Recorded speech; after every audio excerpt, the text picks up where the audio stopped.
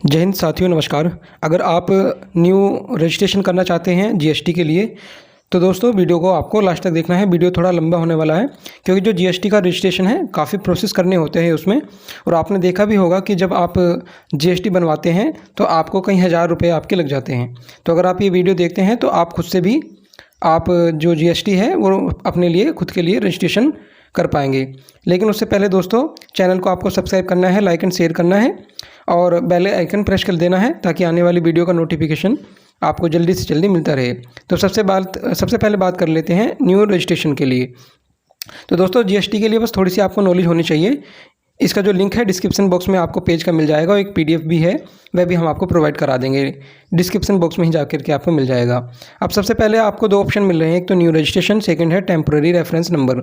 ये जब आप न्यू रजिस्ट्रेशन कर लेते हैं उसके बाद में मिलता है। तो दोस्तों सबसे पहले यहाँ पे डालना है कि आईएमए। तो अगर आप टैक्स पेयर हैं या टैक्स डिडक्टर हैं या टैक्स कलेक्टर हैं या जीएसटी प्रैक्टिशनर हैं या नॉन रेजिडेंट टैक्सेबल पर्सन है, यूनाइटेड नेशन बॉडी है या कंसुलेट और एम्बेसी ऑफ फॉरेन कंट्री या अदर नोटिफाइड पर्सन, मतलब इसमें से जो भी आपका जिसके लिए भी आप जीएसटी रजिस्ट्रेशन करना चाह रहे हैं वो आपको सेलेक्ट कर लेना होगा। जैसे मान लीजिए कोई नॉर्मल टैक्स पेयर है तो उसके लिए सबसे फर्स्ट वाला ऑप्शन सही रहता है। तो टैक्स पेयर हम इसमें जो है ऐड कर लेंगे। उसके बाद में दोस्तों आपको स्क्रॉल डाउन करना है थोड़ा सा और जो भी आपका स्टेट लगता है सेलेक्ट कर लेना है। जैसे कि मान लीजिए मैं एक रैंडमली आंध्रा सेलेक्ट कर लेता हूँ। उसके बाद में आंध्रा का जो डिस्ट्रिक्ट यानी कि आपका जो डिस्ट्रिक्ट है उसको डिस्ट्रिक्ट आपको सेलेक्ट कर लेना है। अब बात कर लेते हैं legal name of the business, यानी कि जो आपका पैन कार्ड है, अगर आप कोई कंपनी चला रहे हैं तो आप कभी कंपनी के नाम से पैन कार्ड होगा।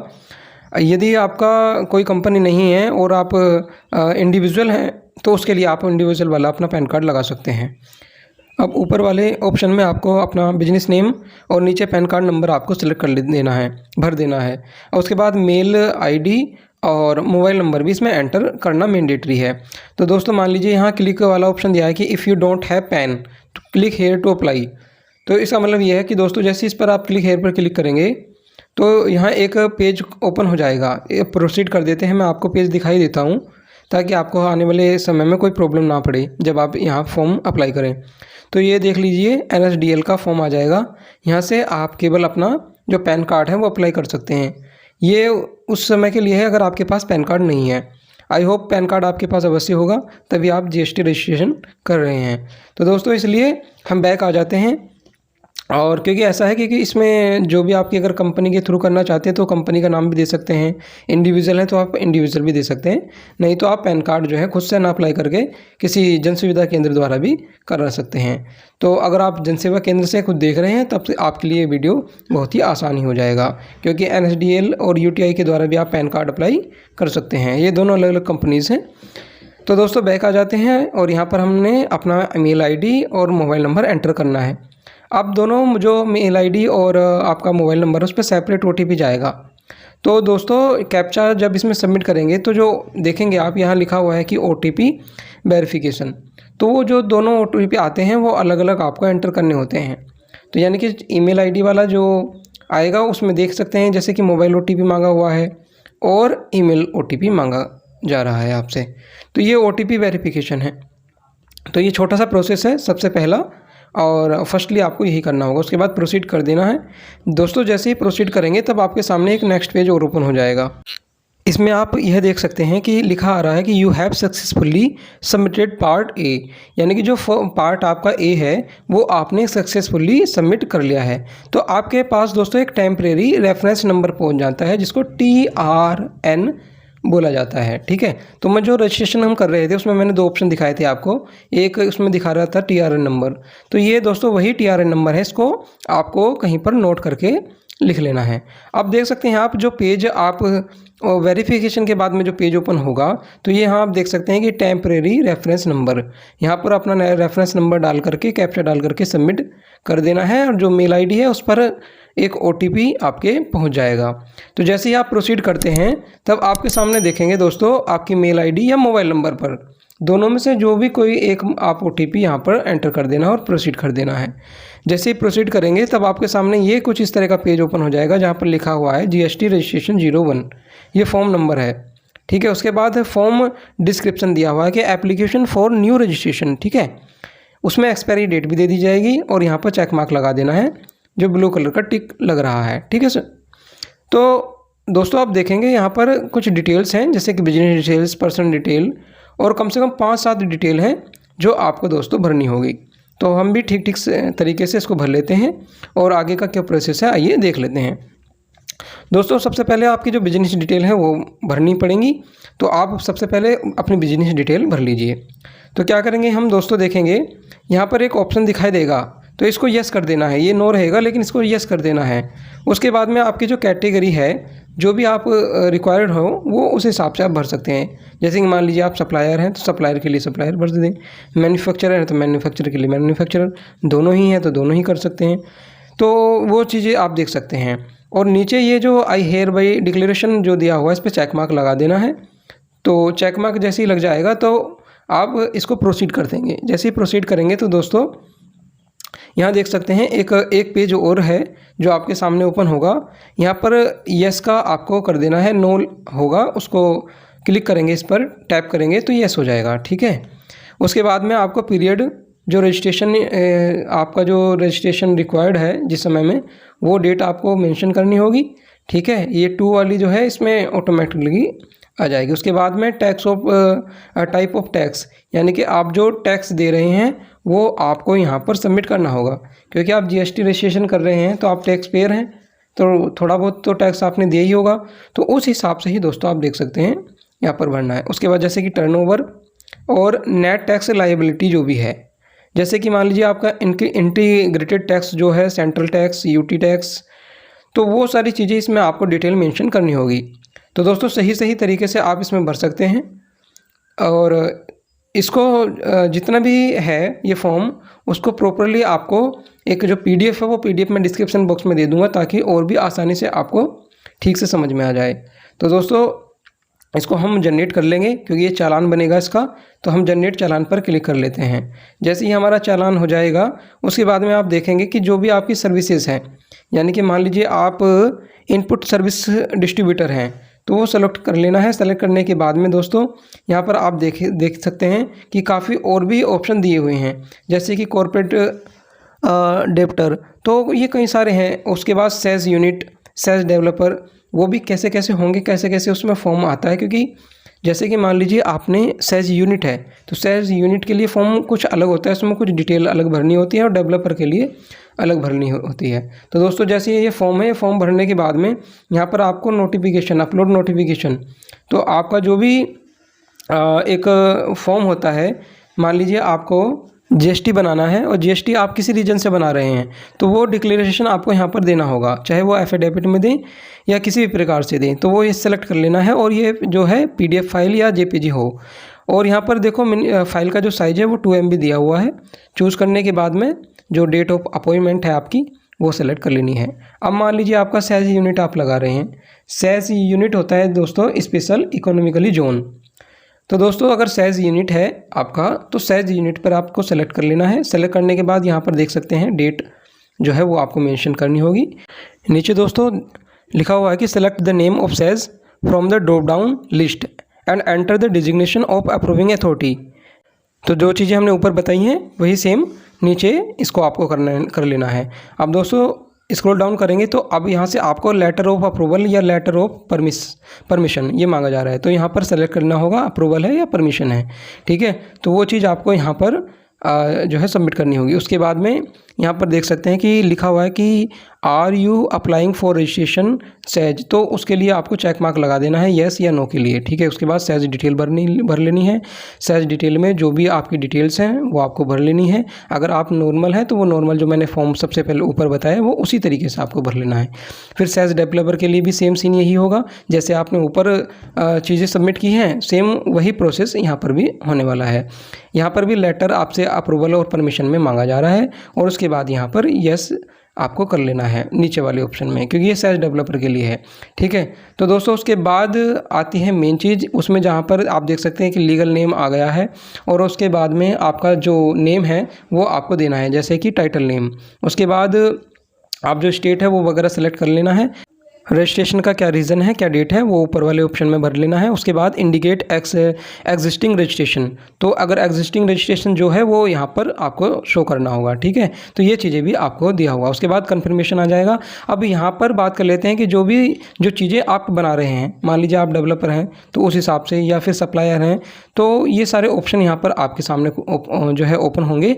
तो यहाँ पर आप देख सकते हैं कि मैन्युफैक्चरिंग, तो यहाँ पर कन्फर्म कर देना है मैन्युफैक्चरिंग के लिए। उसके बाद पर्सनल इन्फॉर्मेशन में आपको पर्सनल इन्फॉर्मेशन देनी है। अब यहाँ पर प्रोपराइटर जो होते हैं उनके लिए सारी जो डिटेल हैं वो मांगी जा रही हैं। तो दोस्तों जैसे कि लोकेशन वगैरह, कंट्री वगैरह, डिस्ट्रिक्ट वगैरह, और प्लॉट नंबर क्या है, कहाँ पर आप जो है अपना मटेरियल यानी कि मैन्युफैक्चरिंग करते हैं, और उसका जो डिटेल्स है यानी कि जो फॉर्म है वो यहाँ पर आपको सबमिट कर लेना होगा। तो पीडी है नीचे, बिल्कुल आसानी से आप देख सकते हैं।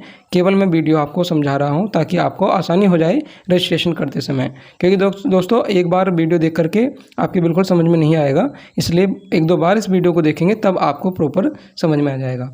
यहाँ पर देख सकते हैं कि प्रोपराइटर का आ गया और थर्ड वाला ऑप्शन आपके सामने फिर ओपन हो गया है। यहाँ पर भी सेम प्रोसेस ही आकर आपको करना होगा। आपको लैंडमार्क वगैरह, नेम, डिस्ट्रिक्ट वगैरह डाल करके सबमिट एंड कंटिन्यू पर क्लिक कर देना है, ठीक है। तो जैसे ये सबमिट एंड कंटिन्यू कर देते हैं तो नीचे चलते हैं। उसके बाद फिर आ जाता है आपका अथॉरिटी सिग्नेटरी। तो यहाँ पर प्राइमरी अथॉरिटी सिग्नेटरी है, तो ये आपको चेक मार्क यहाँ पर लगाना है, ठीक है। तो ये डिटेल्स दी हुई है कि डिटेल्स ऑफ अथोराइज्ड सिग्नेटरी, ठीक है। तो यहाँ पर आप चेक मार्क लगा देंगे, और चेक मार्क लगाने के बाद में इसमें नेम वगैरह, डेट वगैरह, मेल फीमेल, और पता यानी कि जो एड्रेस है, और जो अथॉरिटी सिग्नेटरी है उसकी जो आपने फाइल पीडी बनाई हुई है उसको यहाँ पर आपको सबमिट कर देना है, और सेव एंड कंटिन्यू पर क्लिक कर देना होगा। उसके बाद में दोस्तों देखेंगे कुछ इस तरह का पेज है। अभी हम नीचे चलते हैं, जो मेन चीज़ें हैं वो मैं आपको दिखा देता हूँ।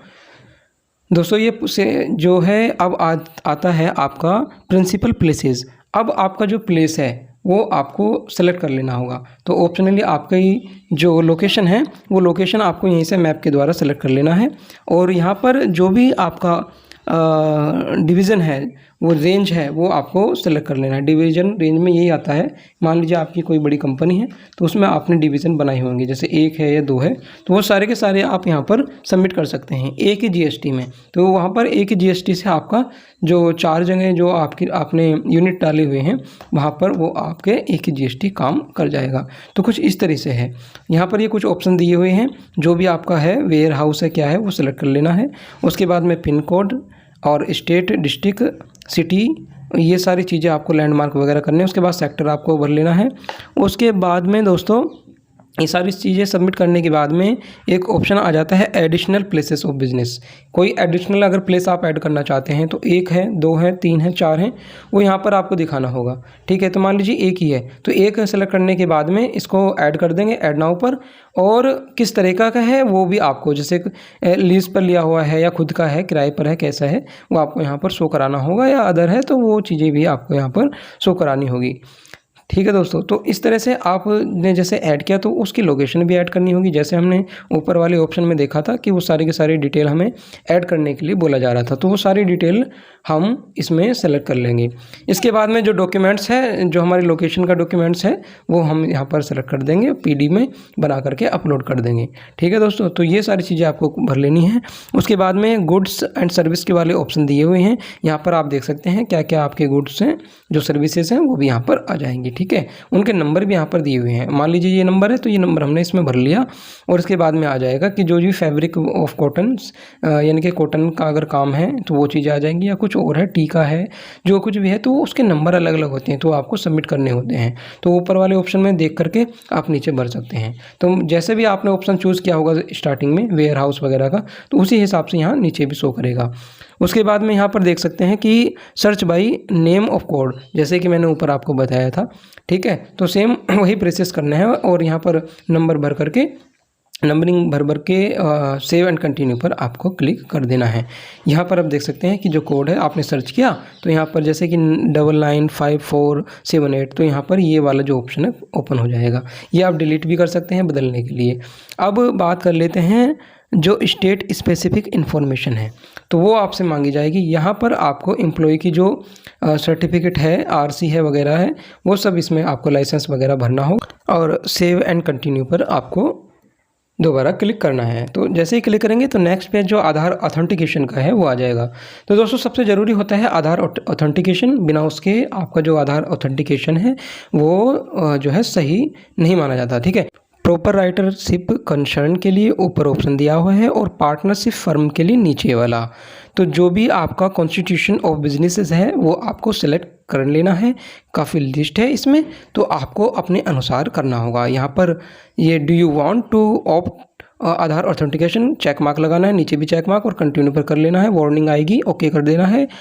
बशर्ते यह है कि दोस्तों आपके आधार कार्ड से मोबाइल नंबर लिंक रहना जरूरी है। अब उसके बाद यहाँ से जो भी आप पासपोर्ट देना चाहते हैं वो सिलेक्ट कर सकते हैं और ये ऑप्शन आ जाएंगे, सेव एंड कंटिन्यू कर देना है। अब नीचे जाएंगे दोस्तों, यहाँ पर देख सकते हैं कि आपका जो पासपोर्ट आपने लगाया है वो लग चुका है, पासपोर्ट लग गया है। अगर आप आधार लगाना चाहते हैं तो आधार लग जाएगा, या फिर वोटर आईडी देना चाहते हैं तो वोटर आईडी दे सकते हैं, और पैन कार्ड का शायद इसमें ऑप्शन है। उसके बाद अब मेन चीज़ आती है आधार ऑथेंटिकेशन। अब ये होगा सबमिट विद DSC। अब यहाँ पर प्रोसीड कर देना है और प्रोसीड करने के बाद नीचे चलेंगे, यहाँ पर एक कंटेंट टू साइन आएगा ऑप्शन लिखा हुआ और सेलेक्ट सर्टिफिकेट। तो ये सर्टिफिकेट आपको सेलेक्ट कर करके साइन पर क्लिक कर देना है। जैसे ही आप साइन पर क्लिक करेंगे सक्सेस का ऑप्शन आपके सामने आ जाएगा।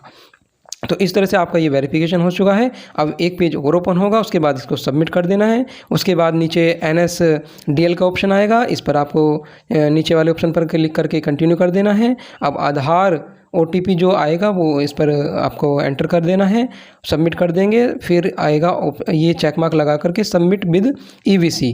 उसके बाद फिर OTP आएगा, OTP आपको वैलिडेट OTP पर क्लिक कर देना है, फिर सक्सेस का आपके सामने ऑप्शन आ जाएगा। तो कुछ इस प्रकार से जो आपका मोबाइल नंबर वगैरह है वो सब इससे लिंक हो जाएगा। अब ये यहाँ पर आ जाएगा कि डू योर eKYC, और यहाँ पर GST नंबर वगैरह और जो आपका नाम वगैरह है वो आ जाएगा। उसके बाद वर्चुअल आईडी आपको एंटर करनी होगी। जी हाँ, आधार में वर्चुअल आईडी दी होती है, अगर वर्चुअल आईडी नहीं है तो आधार नंबर आप दे सकते हैं और वैलिडेट आधार पर क्लिक करना है।